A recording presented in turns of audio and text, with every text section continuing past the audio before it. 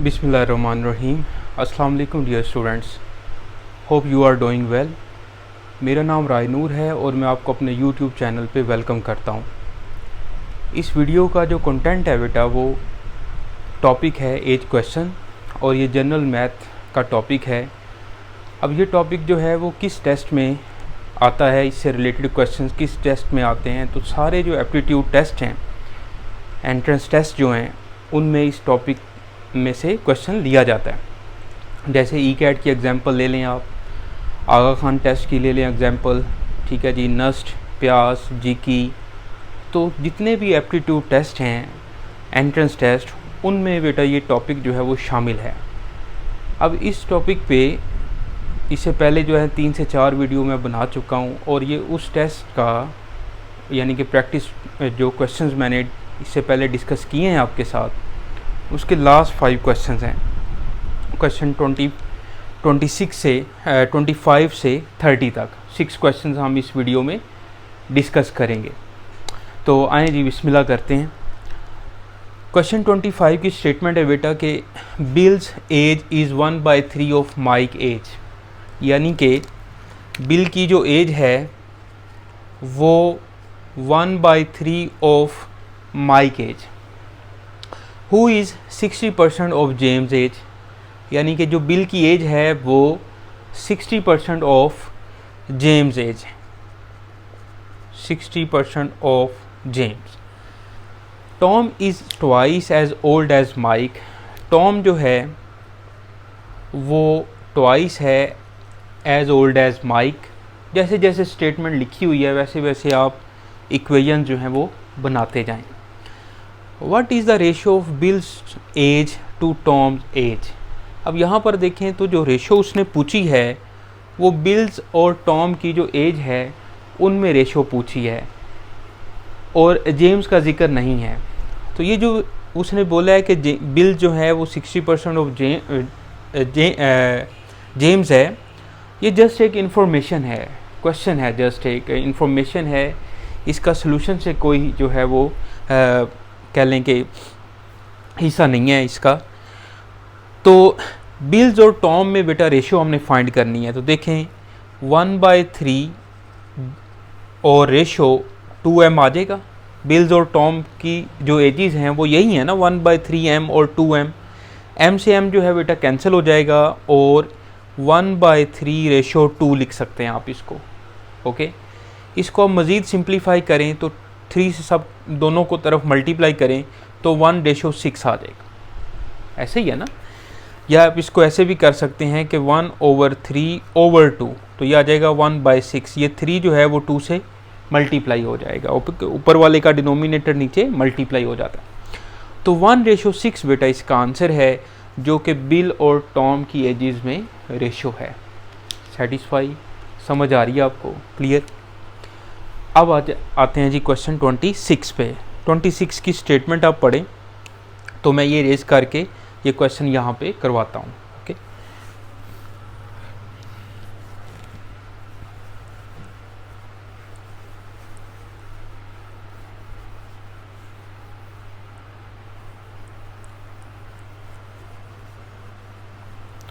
देखिए बेटा, क्वेश्चन 26 की स्टेटमेंट ये है कि इन 1975 A was thrice as old as B, but in 1979 A was only twice as old as B was. How old was A in 1985? Okay, 1975 में A जो है वो thrice है as old as B बेटा। 1975 की अगर बात करें तो A जो है वो B का 3 टाइम है। क्लियर? अच्छा जी, बट इन 1979, 4 साल के बाद, तो ए की जो एज है वो A+4 नहीं हो जाएगी? इन 1979 में ए की जो एज है वो 4 ईयर आफ्टर है ना, तो A+4 हो जाएगी। A was only twice as old as B was, यानी कि बी की एज भी तो B+4 ही हो जाएगी ना। ए की जो एज है 4 साल के बाद वो A+4 है, जो कि बी की एज का ट्वाइस है, तो 2 टाइम ऑफ B+4 हो जाएगा। अच्छा, अब हाउ ओल्ड वाज ए इन 1985। अब सबसे पहले तो उसकी जो करंट एज प्रेजेंट एज है वो फाइंड करें, फिर उसके बाद हम 1985 की बात करेंगे। देखिएगा, इन दोनों में से ए फाइंड करें बेटा। इस ए की जगह पे हम 3b लिख लें, 3b + 4 और ये 2b + 8 आ गया। 2b इधर आके माइनस हो जाएगा, 3b - 2b और 8 - 4, b की वैल्यू 4 आ गई और a की वैल्यू बेटा 3 × 4 12 आ गई ना। 3b है तो b की जगह पे आप 4 लिखें, तो a की वैल्यू, a की जो एज है वो 12 आ रही है। अब उसने क्या कहा है, उसने कहा है हाउ ओल्ड वाज इन 1985। ये तो जो 12 ईयर एज आई है वो उसकी 1975 की एज आई है, करंट एज आई है। 10 साल के बाद उसकी एज क्या होगी 1985 में बेटा, इसमें हम 10 ऐड कर दें तो 22 आंसर नहीं बनेगा। तो इन 1985 में उसकी जो एज है बेटा वो 22 बनेगी। ये 22 है और ये अल्फ़ा ऑप्शन जो है वो 25 थी। 25, 2015 और ये 22 बेटा ऑप्शन है।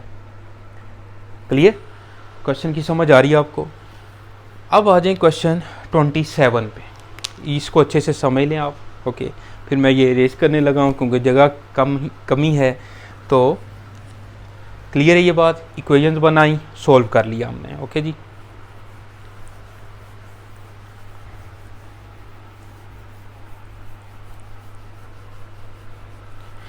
देखिए जी question 27। If 1/2x year ago a was 12, यानी कि अगर 1/2x ईयर एगो की बात करें तो माइनस करेंगे और a में से आप 1/2x माइनस करें तो वो 12 के इक्वल आ रहा है। 12 के इक्वल उसने दिया हुआ है। If 1/2x years from now he will be 2x years, यानी कि अभी करंट एज उसकी a है, तो 1/2x ईयर्स के बाद यानी कि a + 1/2x, तो फिर उसकी जो एज बन रही है बेटा वो 2x उसने दी हुई है। Now he will be 2x years old. How old will he be 3x years from now, यानी कि आप उसकी जो एज जो होगी 3x ईयर्स फ्रॉम नाउ। सबसे पहले तो हमें x फाइंड करना है, फिर उसके बाद हम इस पर आते हैं। तो इन दोनों को बेटा सोल्व करें तो x फाइंड करें। अगर मैं दोनों को सब्ट्रैक्ट कर दूं तो क्या बनता है, या आप ऐसे करें कि यहाँ से आप x की वैल्यू निकाल के a की वैल्यू निकाल के इसमें पुट कर दें। ठीक है जी, मैं a की वैल्यू निकालता हूँ। 2x माइनस क्या हो जाएगा ये x/2, 4x - x/2, तो 3/2x a की वैल्यू बेटा इसमें पुट कर दें तो ये बनेगा 3/2x - 1/2x = 12। एलसीएम लिया, ओवर 12, 2x = 24, x = 12 बेटा आ गया। अब उसने क्या बोला है, half year ago, half into x। यहाँ पे अगर मैं 12 लगाता हूँ तो 6 ईयर्स, 6 आ जाएगा ना। 6 साल पहले उसकी जो एज थी वो 12 थी, तो करंट एज कितनी होगी 18 होगी ना। यानी कि हाफ ईयर पहले जो है उसकी एज 12 ईयर है, 6 साल पहले उसकी एज 12 है, तो अभी उसकी एज कितनी होगी 18 ईयर होगी। अब 3x years from now, okay 3x years, 3 साल के बाद उसकी एज कितनी होगी बेटा, तो वो बन जाएगी 3 × 18, 54। ओके, यहाँ पर आपने x की जगह पे ये जो है वो 12 पुट नहीं करना, सही है। बेसिकली ये how old will he be 3x years from now, ठीक है। यानी कि 3 साल के बाद उसकी एज कितनी होगी। अभी उसकी एज जो है वो 18 है, तो 18 को आप 3 से मल्टीप्लाई करें तो 54 ईयर बनेगी उसकी एज, जो कि करेक्ट ऑप्शन बनेगी बेटा डेल्टा। ओके, कोई इशू है? ओके, देखें जी आगे क्वेश्चन नंबर 28 पे चलते हैं। ये मैं रेज करने लगा हूँ। ओके,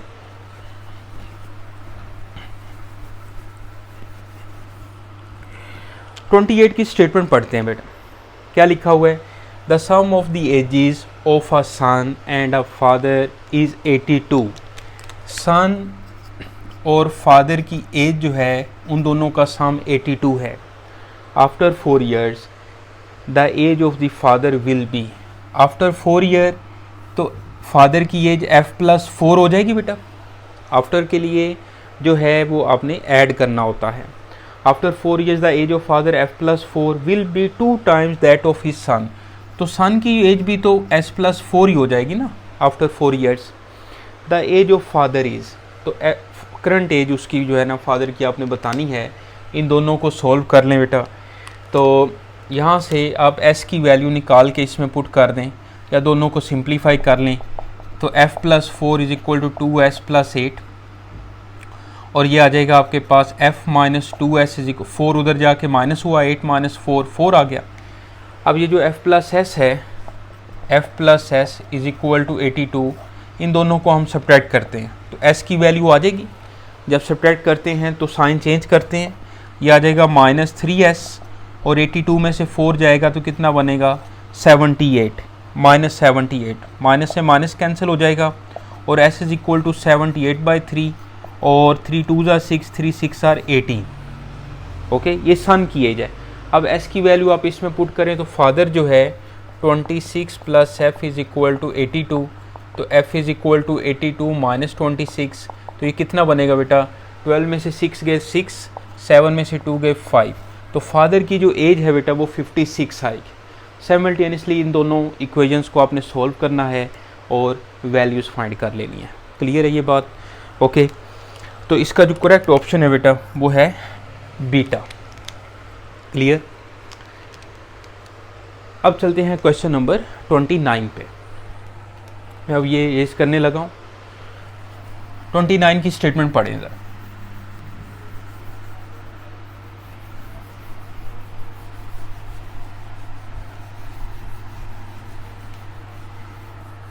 देखिएगा 29 की स्टेटमेंट क्या है। The sum of the ages of Saad and her mother is 70 years। Saad और उसकी मदर की जो एजेस का सम है बेटा वो है 70। 10 years earlier her age was 1/4 of her mother age. 10 years earlier, ठीक है, इसका मतलब है 10 साल पहले उसकी जो मदर की एज है बेटा, मदर की एज 10 साल पहले क्या होगी m-10 होगी। Is was 1/4 of her mother's, एक minute, the sum of the ages of Saad and her mother is 70 years। 10 years earlier his age was 1/4 of her, his age आना चाहिए यहाँ पे, his age was 1/4 of her, तो यहाँ पे बेटा आना है साद की जो एज है 10 साल पहले, तो s-10 1/4 of her mother's age, तो 1/4 ऑफ हर मदर्स एज, तो मदर की एज भी तो 10 years अर्लियर जो है वो m-10 होगी ना। तो what is the present age of her mother, present age find करें, इन दोनों को आपस में सॉल्व करें। पहले आप 4 से सबको मल्टीप्लाई कर लें तो ये बन जाएगा बेटा 4s - 40 is equal to m-10। Okay, अब हमने m की वैल्यू फाइंड करनी है। ओके, अब इस तरह करें 4s - m -10 + 40, 4s - m और 30 आ जाएगा। अब इसमें से s + m जो है वो लिखें इसके नीचे, s + m is equal to 70, दोनों को ऐड किया, m से m कैंसिल हो गया, तो ये आ जाएगा 5s, 70 + 30 100 और s की वैल्यू कितनी आ गई 20 आ गई। लेकिन ये तो साद की एज है ना 20, मदर की एज कितनी होगी, s यहाँ पे 20 पुट कर दें तो 20 + m इज इक्वल टू 70, तो 70 - 20, तो m की एज जो है बेटा वो 50 आ जाएगी, तो उसकी जो मदर की एज है वो है 50, तो इसकी करेक्ट ऑप्शन है अल्फ़ा बेटा। साथ साथ ही हैं आप, समझ आ रही है आपको? तो इस तरह से हमने ये एज क्वेश्चंस करते जाना है। लास्ट क्वेश्चन है क्वेश्चन नंबर 30, ये मैं आपको करवाता हूँ, ये दोबारा देख लें ये वाला क्वेश्चन कि the sum of the ages of Saad and her mother is 70 years। Current present में करंट एज जो है साद और मदर की एज का सम 70 है। 10 years अर्लियर या बिफोर 10 ईयर्स या 10 ईयर्स एगो, एक ही मीनिंग है। His age was 1/4 of her mother's age, तो 10 साल पहले साद की जो एज है वो s-10 होगी, of 1/4 of her mother age, mother की एज भी 10 साल पहले m-10 होगी। इक्वेशंस बना लें, इनको आपस में सॉल्व करें। तो पहले मैंने s की वैल्यू निकाली आसानी से, और फिर इस इक्वेशन में पुट करें तो m फाइंड हो गया। ओके बेटा, अब चलते हैं क्वेश्चन नंबर 30 पे। 30 की स्टेटमेंट पढ़ें आप।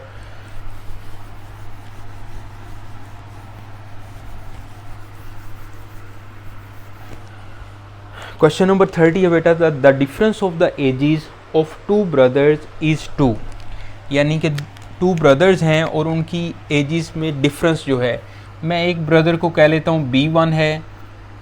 The difference of the ages of 2 brothers is 2, B1 minus B2 is equal to 2। Okay, and the difference of the squares of their ages is 16, यानी कि उनकी एजेस का स्क्वेयर लें और उसका जो डिफरेंस है बेटा वो 16 है। तो the age of the smaller one is, ठीक है। तो इसमें से B1 माइनस B2 जब करें हैं 2, तो इसका मतलब है कि जो B2 है वो स्मॉलर है और B1 की जो एज है वो ज़्यादा है, यानी कि वो इससे ओल्डर है। अच्छा, अब देखें तो ये अलजबरा का फार्मूला लगाएं। इसको मैं लिख सकता हूँ B1 प्लस B2 और B1 minus B2 is equal to 16। B1 minus B2 की जगह पे 2 लिखें और 2 उधर जाके डिवाइड हो जाएगा तो 8 बन जाएगा। B1 प्लस B2 2 और 16, देखें 2 उधर जाके डिवाइड हुआ तो मैं इसको इज इक्वल टू 2 लिख दूँ, 8 लिख दूँ, 16/2 8। अब B1 प्लस B2 की जो वैल्यू है वो 8 है और B1 माइनस B2 की वैल्यू 2 है। इन दोनों को आपस में सोल्व करके हम B2 की वैल्यू निकाल लेते हैं। B1 minus B2 is equal to 2, तो इसको बेटा हम सब्ट्रैक्ट कर लेते हैं ताकि हमें B2 मिल जाए। तो ये साइन चेंज किया, B1 से B1 कैंसिल हो गया और 2B2 इज इक्वल टू 6। तो B2 की वैल्यू जो है बेटा कितनी आ गई, 3 ईयर। जो स्मॉलर वन है उसकी एज बेटा 3 ईयर है, जो कि करेक्ट ऑप्शन इसकी डेल्टा है बेटा। तो इस तरह से ये टॉपिक जो है वो हमारा एज क्वेश्चंस का कंप्लीट होता है। बाकी ये प्रैक्टिस क्वेश्चन से टॉपिक कंप्लीट तो नहीं हुआ, एक just practice question, sample questions आपके साथ डिस्कस किए हैं। और भी कोई अच्छे क्वेश्चन इस एज क्वेश्चन से रिलेटेड मिले मुझे तो मैं आपसे लाजमी डिस्कस करूँगा। तो ये टॉपिक जो है बेटा बेसिकली जनरल मैथ का है और आपकी प्रिपरेशन के लिए जो एंटी टेस्ट है उसकी प्रिपरेशन के लिए बड़ा ये हेल्पफुल रहेगा। अपना ख्याल रखें जी, और नेक्स्ट वीडियो तक के लिए रायनूर को इजाज़त दें। और एक बात याद रखेंगे, अगर वीडियो अच्छी लगे तो कमेंट लाजमी करें, ठीक है। तो नेक्स्ट वीडियो तक के लिए रायनूर को इजाज़त दें, अपना ख्याल रखें जी, अल्लाह हाफिज़।